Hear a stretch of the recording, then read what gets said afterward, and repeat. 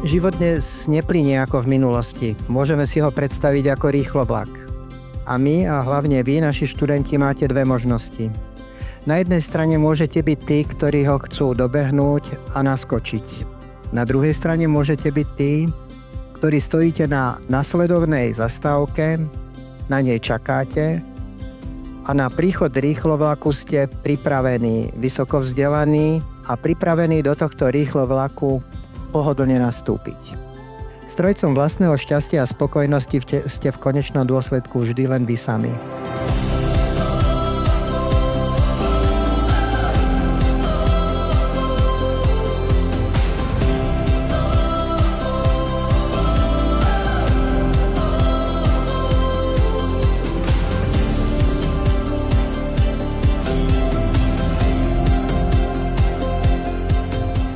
Milá Oktáva, krstím vaše stužky a prajem vám, aby vám priniesli čo najviac šťastia na maturitných skúškach.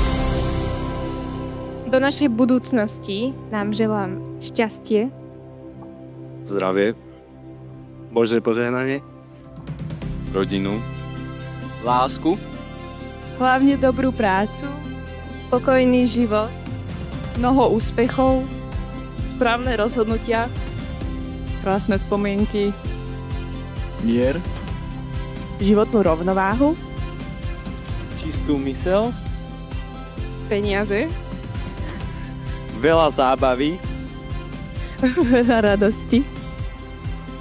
A ja nám želám, aby sa nám všetky tieto priania naplnili.